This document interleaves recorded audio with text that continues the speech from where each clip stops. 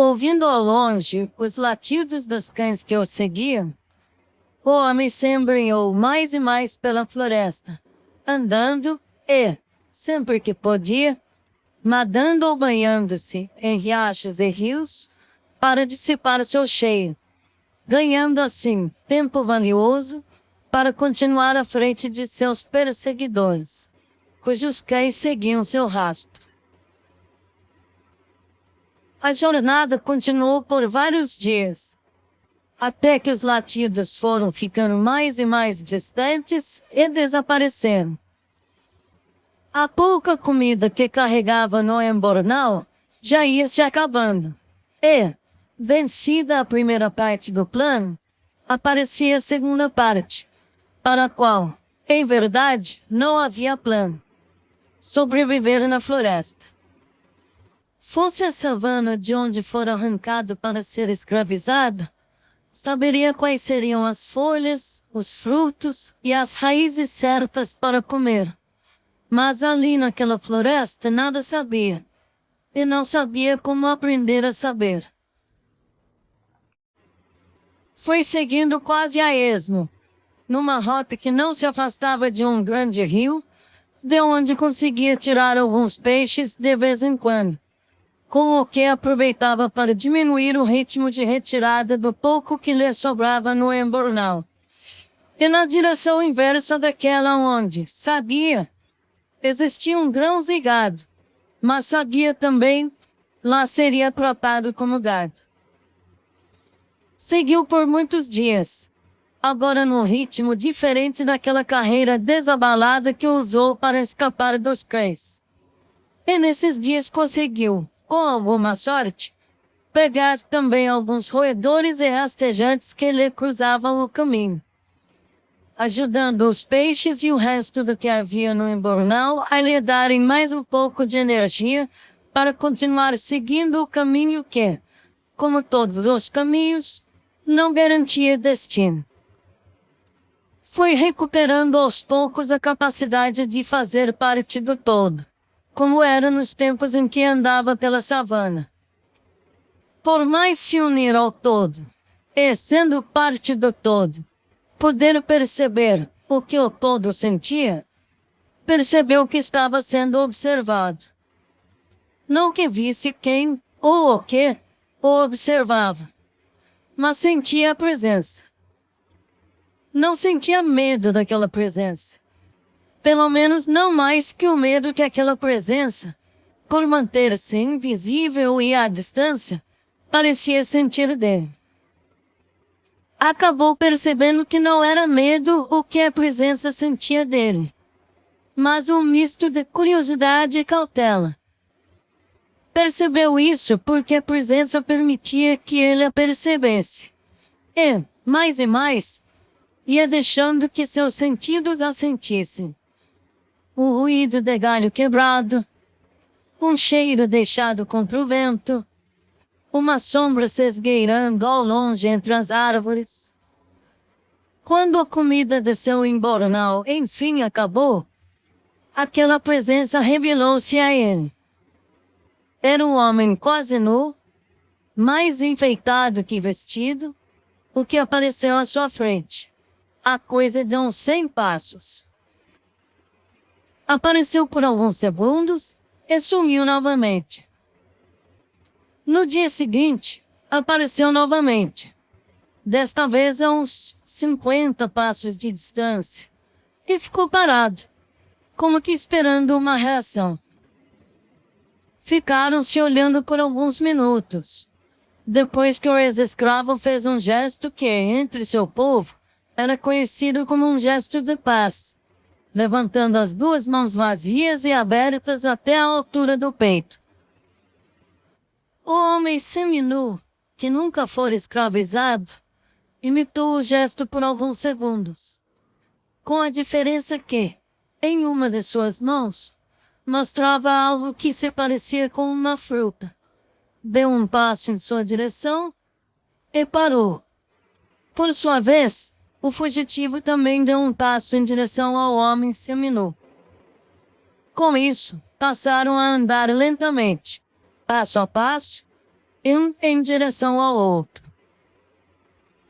Pararam à distância de uns 3 ou 4 passos entre si.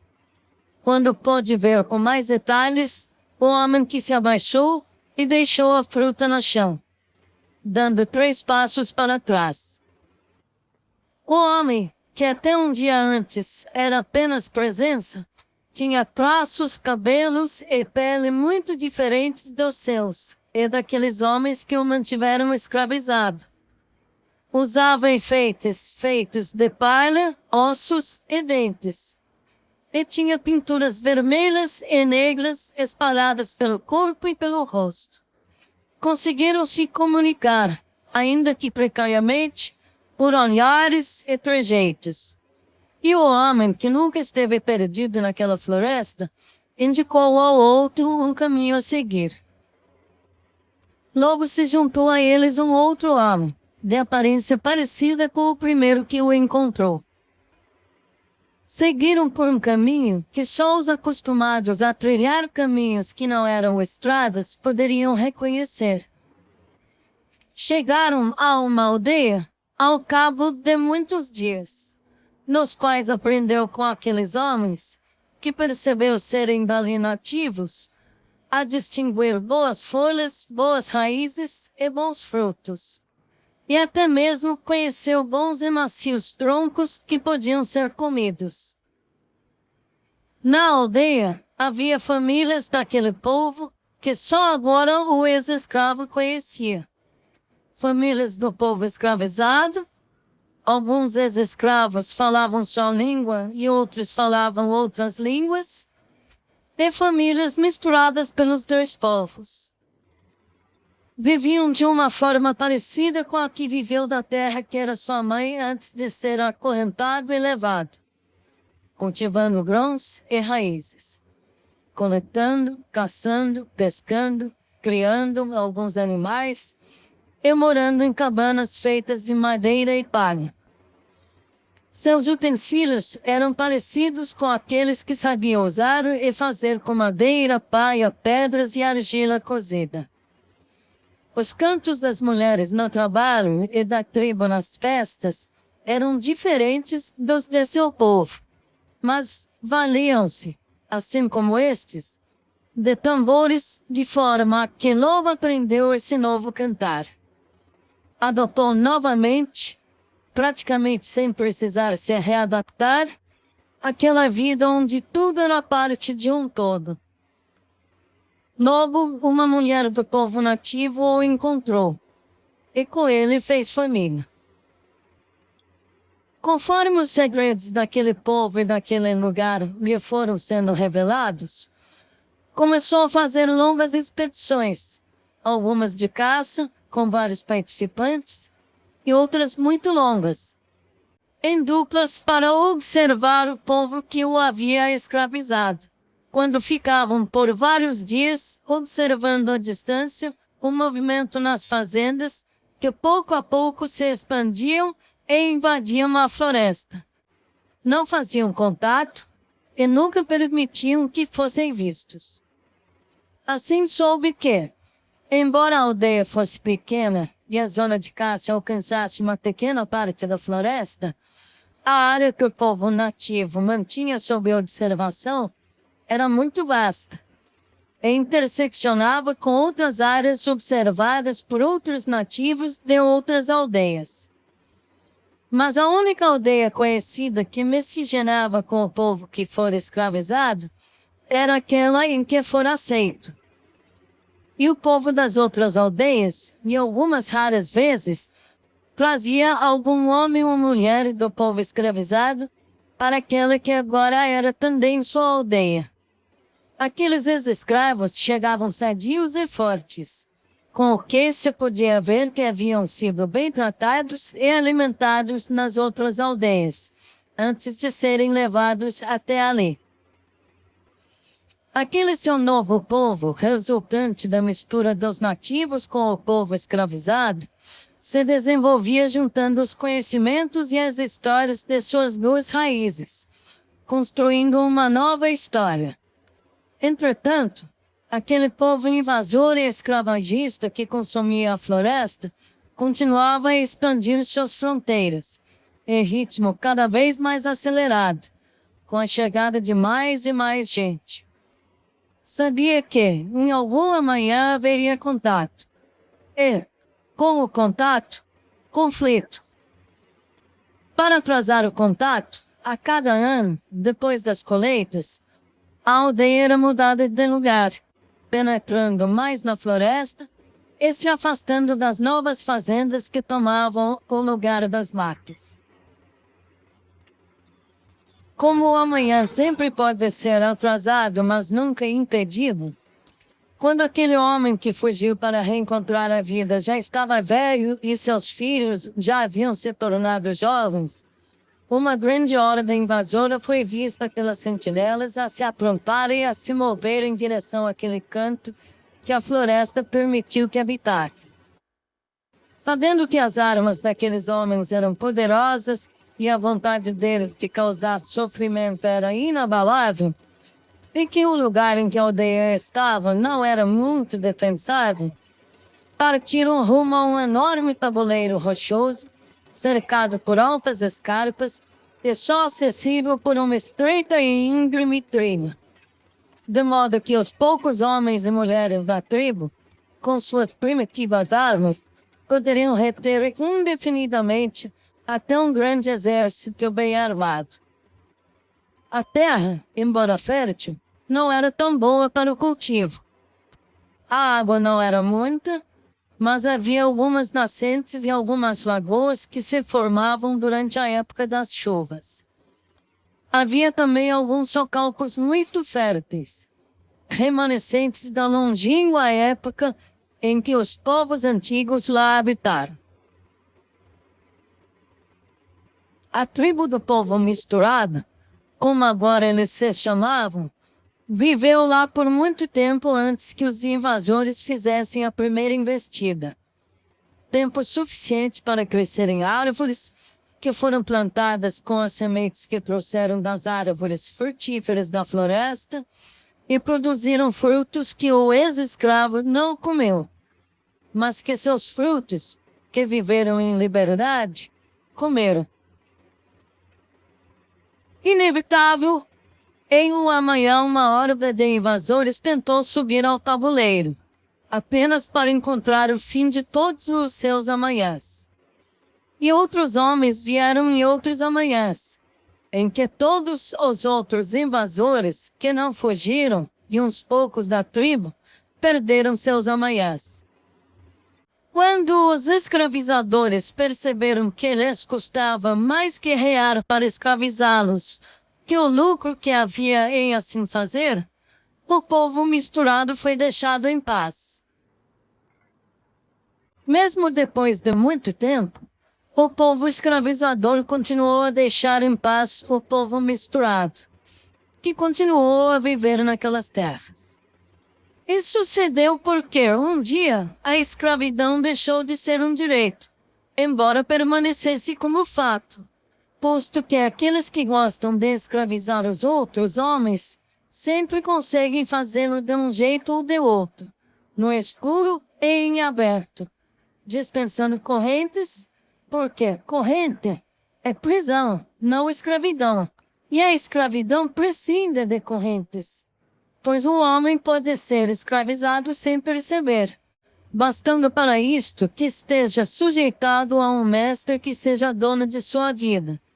E, mesmo agora, depois de tanto tempo, poucos são aqueles do povo escravizador que dão destino às suas vidas. Dessa forma, e talvez porque fosse mais caro manter escravos à força, o povo escravizador decidiu por voltar a escravizar-se, ou melhor, escravizar entre si, com uns poucos decidindo os destinos dos outros muitos, que passaram a trabalhar como bestas de carga nas fazendas, e mais tarde em enormes construções com chaminés fumegantes, para onde eram levadas as coisas que eram tiradas da terra, para serem transformadas em objetos de todos os tipos. Viveram, aqueles do povo misturado, naquelas terras por muito tempo, mas não para sempre. Não morreram pela guerra, mas, como tudo tem que acabar, esse é algo que os invasores mais conseguem gostar de acabar. Esta coisa é a beleza, logo seguida pela alegria. A beleza daquela vida reconquistada teria que acabar também.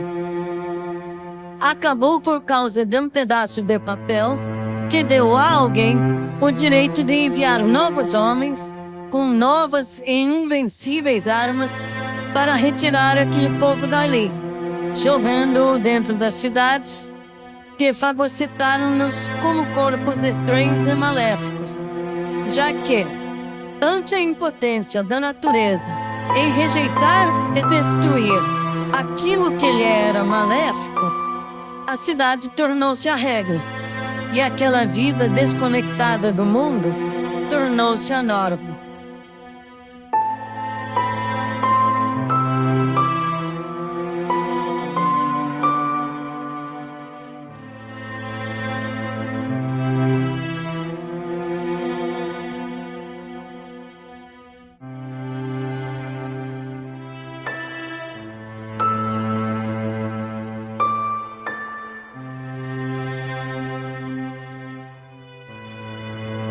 Já está gravando? Sim. Então deixe eu falar sobre um sonho recorrente que tenho. Porque fui invadida pela sensação que sempre tenho nesse sonho enquanto ouvia a música e percebia a história. Tudo bem. Não consigo descrever a sensação. Só o sonho. Ele acontece em um casarão enorme, um palácio feito de plástico que imita materiais antigos. Tudo que há nele, mobiliário, objetos de decoração, quadros, ferramentas, instrumentos, é feito de plástico. Há um perigo iminente, do qual fujo sem saber o que é. Nada é especialmente perigoso, mas eu sei que o perigo está presente e me procura. Corro pelo casarão, por corredores que formam um labirinto, mas não entro em nenhum aposento. Todas as portas que tento abrir estão trancadas. Algumas têm chaves nas fechaduras. Tento virar as chaves, que giram mas não abrem as portas. Desisto de abrir e continuo correndo pelos corredores do labirinto, sem ser alcançada pelo perigo, mas sem dele me distanciar. Vou perdendo as forças paulatinamente, até que já estou cansada e não corro mais. É quando sinto o perigo se aproximar e dominar tudo, como se emanasse das paredes. Chego ao fim de minhas forças. Encontro mais uma porta com chave. Desta vez a porta se abre. Mas a escuridão após a porta é completa. E não me atrevo a passar pela porta até que o perigo já está pulsando em mim, se tornando tão iminente que, no impulso, atravesso a porta. Não existe chão depois da porta. Mergulho num abismo escuro. Neste momento acordo. Você disse que é um sonho recorrente. É muito frequente? Ah, é. Quase toda semana ele aparece. É coisa para terapia. Como se eu acreditasse em terapia.